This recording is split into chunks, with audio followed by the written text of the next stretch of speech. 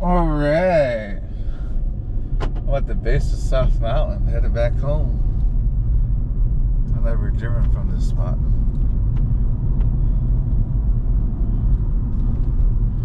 I don't think there's any freeway on the way home, so I'm very excited about the video.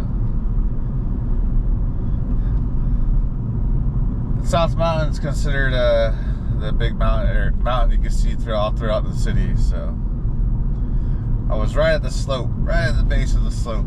If you saw the road, us coming, the video coming down from the road downward, slope, downward on the slope.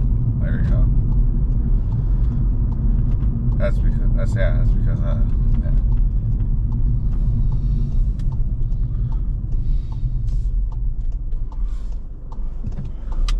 I need to I should do one from one of the avenues. So yeah, people do stuff like that all the time.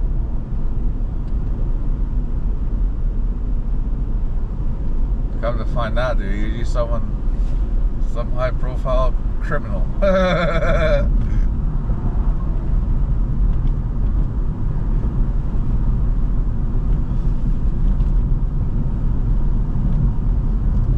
If you ever came to Arizona, I wonder why our police all have freaking AR-15s or long rifles. That's why.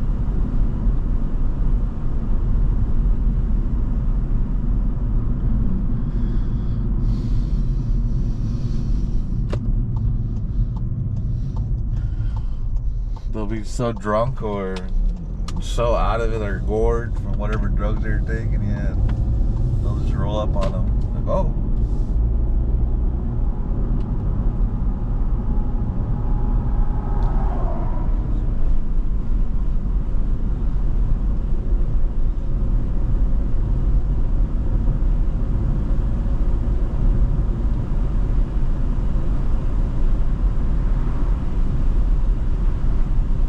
Ah, cool.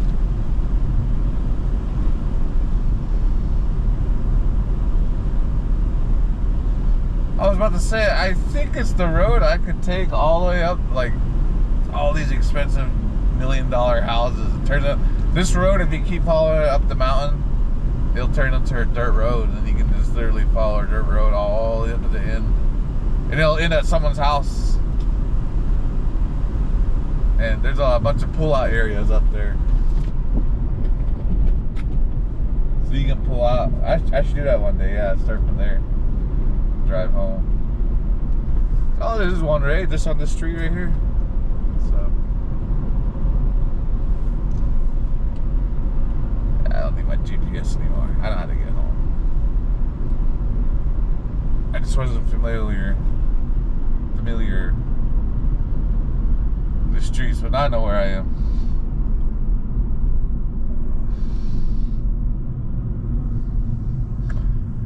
Yeah, one of my main streets is pretty cool.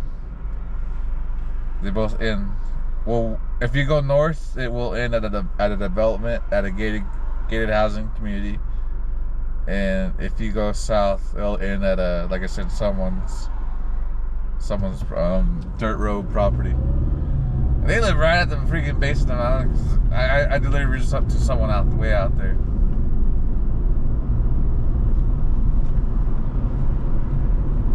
They're pretty cool. They gave me a $40 tip.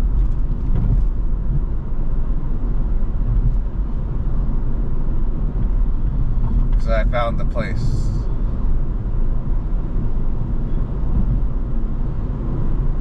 Well, I found it because the guy described how to get there and what to look for at nighttime. So, yeah, as long as you tell me that, like, I got a compass. I know where I'm going. I know my directions. I'm not running around in circles.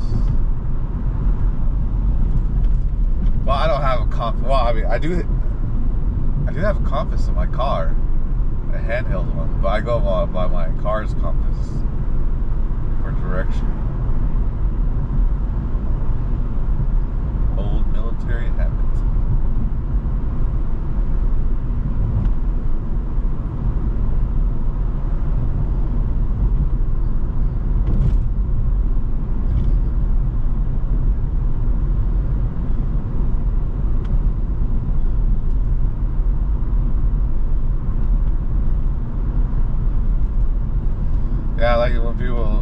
Sometimes you'll get a delivery out of the sticks. Like, I don't know.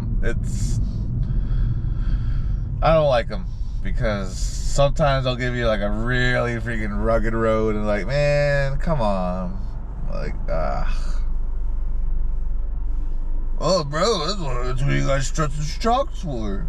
Like, yeah, it's meant for road hazard conditions, not off-roading.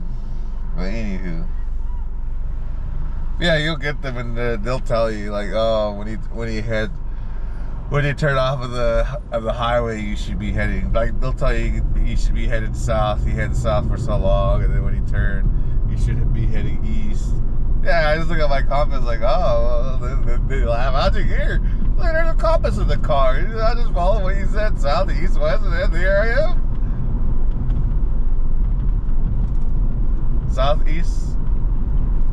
Southeast, north, northwest, and yeah, there I am.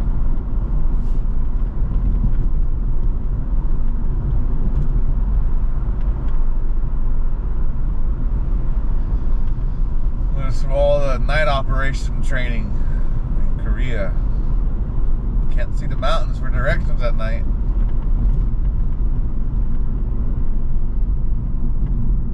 They don't got light. I'm not saying pollution as in like smog in the air, smoke in the air. They don't have light pollution. Like, if you get the rural area of Korea, it gets pitch black. Like, damn, like, it's scary pitch black, man.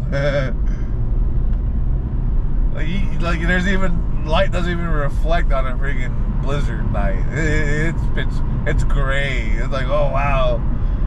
Like, if you see movies where they're like gray, it's all gray and dim, like, yeah, it's just like that. Like, wow, it's a really grim look. Anywho. Yeah, so yeah, up there, yeah, when you have conditions like that, there's no landmarks. You can't use any landmarks, so you gotta use a compass.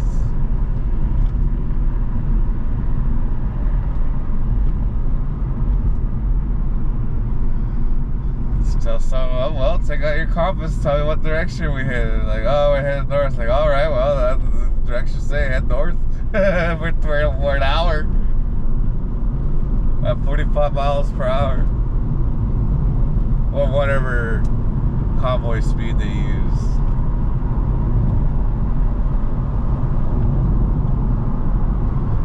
It sucks though, because at that point you have to travel the required speed to know where you're at. Cause yeah, sure enough, I'm like, well, you know, it's an hour, like, there should be a turn, like, oh, there's a turn. This is when you're on this road, we should be heading northeast. Like, oh yeah, sure enough, yeah, look at that, we are heading there. Like, all right. Now we're on this one for 2 hours. Damn it.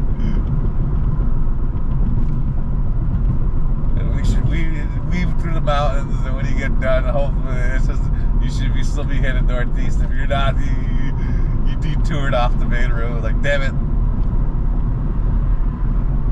There ain't no street signs in Korea. Like, oh man, which was the main road? So when I watch those Korean War documentaries, and people say like, oh, we climbed over these mountains, oh, we couldn't figure out which valley or which road. Like, yeah, like, damn, I know they're paying. Like, I didn't climb any mountains, but when we did training to help others, they would ask me like, hey, could you go out and start I don't know how they figured it out, but they my company learned that I was trained in recon. Not like really like official, but just a dab of it, like how to perform recons. So they would just say, hey, could you do a recon? I would laugh like, dang it, how do you know I know how to draw maps and stuff? Like, fine, I'll do it. So yeah, just go hiking around stuff, formulate a map, and then give it to them and say, here. If they get lost, they got lost on purpose.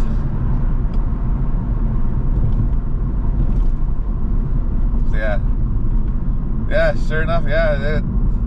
I don't know why they call it. Well, you know, me being a res boy, I climbed a lot of mesas, vertical hikes a lot. So when I hear mountains, yeah, I like it. They're like, oh well, I guess that is a mountain. I mean, it's accessible. I mean, you're not walking around stuff and walking for an hour just to figure out a way to climb upward. That's safe in a safe manner. So I was like, yeah, these mountains. It was fun walking the mountains in Korea. Yeah, but yeah, sure enough, you'll get to the top like you just look everywhere like, oh shit, it's just mountain after mountain.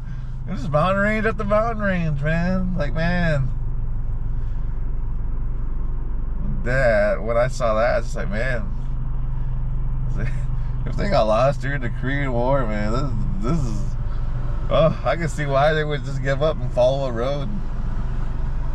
But like they would say, if you follow the road, you're just guaranteed you'll be in a POW camp. So.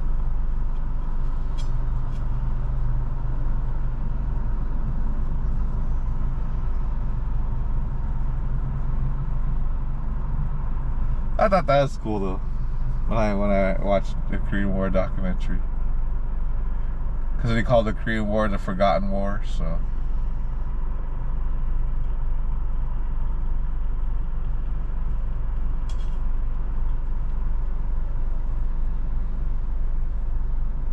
I didn't learn that aspect of when I was there.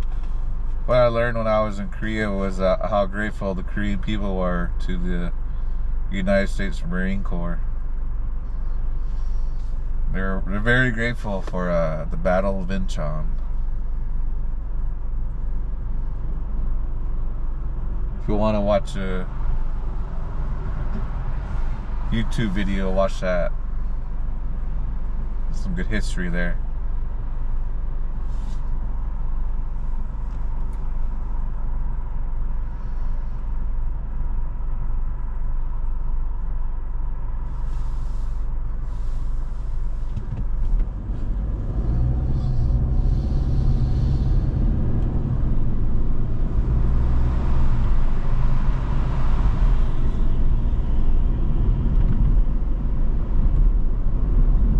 I believe it was the first use of jet engines in warfare.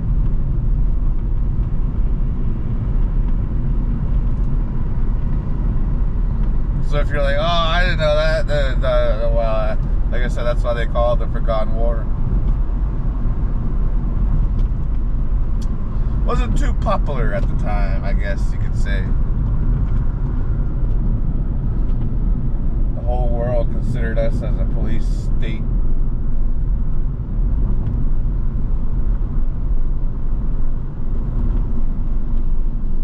So if you're wondering why the U.S. government kind of like, whatever, world, you know, go take care of yourself.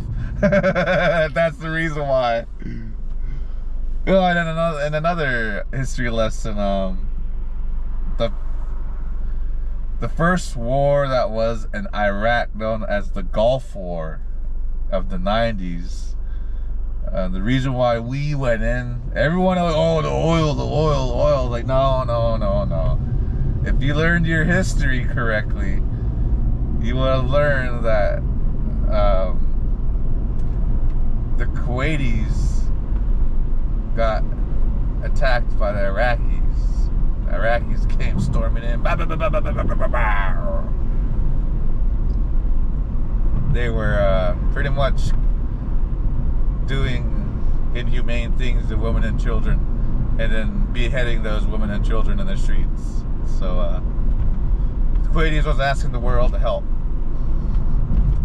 No one did nothing. All you glamorous European countries, nothing. So finally, old George W. Bush Sr. said, screw that, we're going in. So no one did anything. So that's how I got reignited.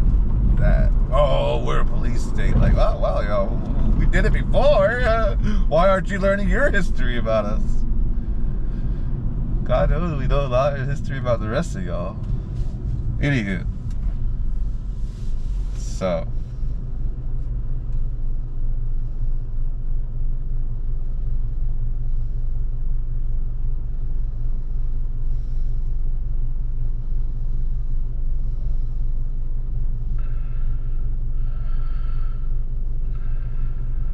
Yeah, I'll never forget when I flew back into Kuwait, to Iraq after R&R, because I took R&R into Korea with my ex-wife's family. I flew out of Kuwait. Yeah, it was cool, man. Those Kuwaitis, man, they're very kind. They gave me VIP treatment. I stood in no line whatsoever. They would just say, excuse me, sir. Excuse me, other brown gentleman." I started laughing. I was like, "Oh, yes, that's me."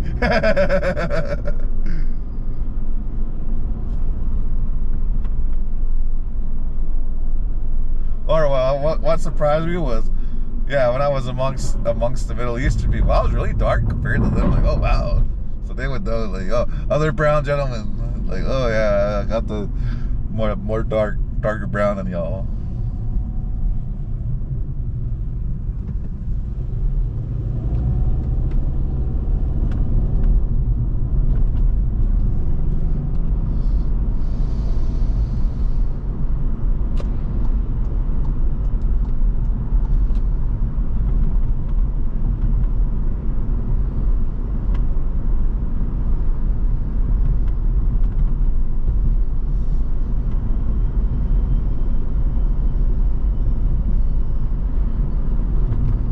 And I believe, another history lesson,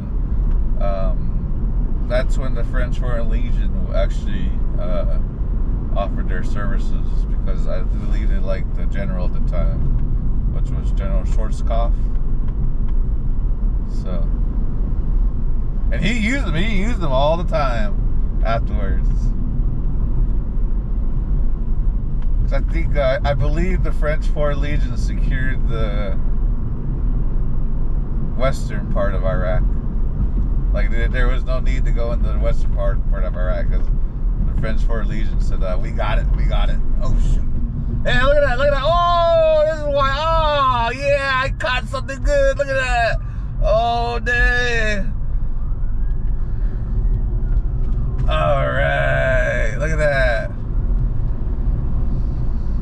Mayhem. Those are the people standing on the corner, so.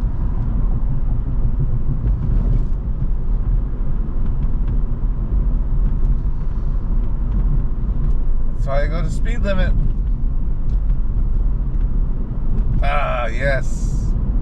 Good old safety.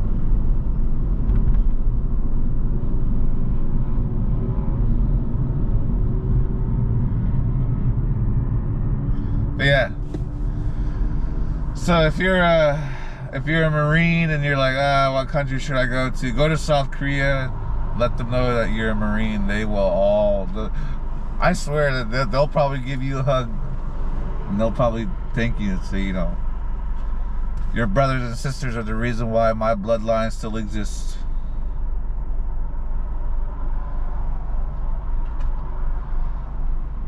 And if you're wondering why Koreans are like that, I mean, come on. I've said it before in my other videos. They have more than 1,000 years of history. They like learning and recording their history. So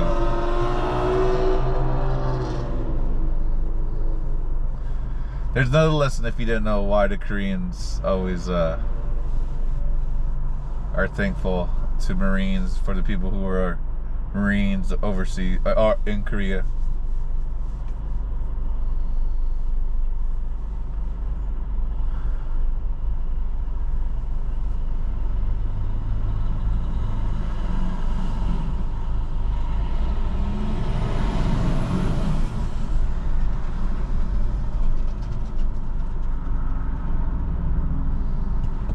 Man, that trucker must have been freaking sleepy or something. He just stood there. He just was back there for like 5 seconds. Like, dude, I'm not in the left turn lane, man. I hate it when people do stuff like that. Oh, look at that car. Oh, bro. Just drive. If you're driving, drive. If you want to gawk, don't drive. Jeez, is that easy? Oh, you just don't understand, bro. You just don't understand, bro. You just don't understand, bro. Oh. Well, find someone who wants to understand.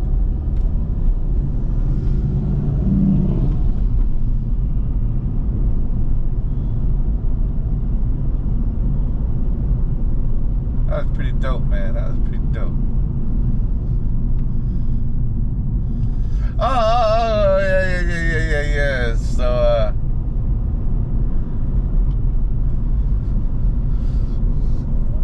you probably say, oh, what's this old bastard doing? He got no kids. Well, you know, like I said, I tried to have kids, but I finally came to a conclusion for people my age and pretty much younger to today's generation that are able to have kids. There's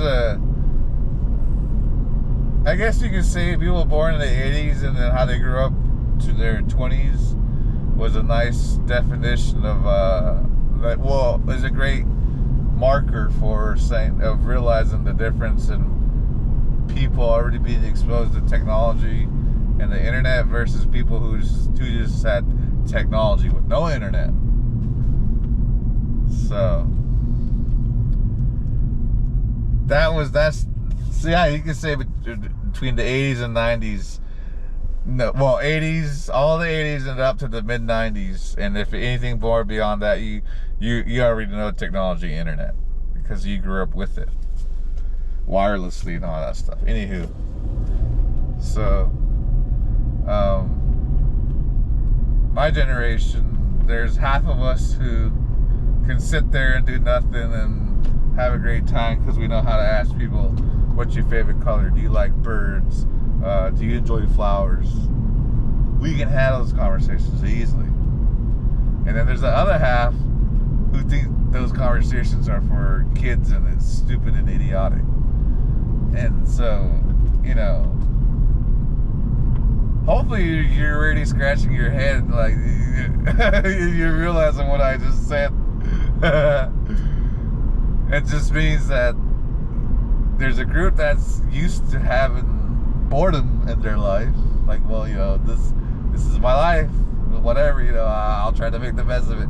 And then there's people who, I know my life is better and I can make it better than everyone else or the people before me. It's just like, well, how do you define history? And then, you know, obviously wit comes into play. So I've concluded that issue down to that point is now, since progressing forward, like I said, technology, internet has been always there. So now you're trying to figure, now younger people are trying to figure out why older people, and why there's still that fine line of people saying, I don't want the internet to be incorporated in my life, or I just need parts of the internet, I don't need it all, versus people who live, breathe, do everything for the internet. So if you try to make sense of today's groups of people, that's what it is. And then from there you can break down and disseminate however you like. Alcohol users, non-marijuana users, marijuana users, non-alcohol users. I mean, yeah, you know. So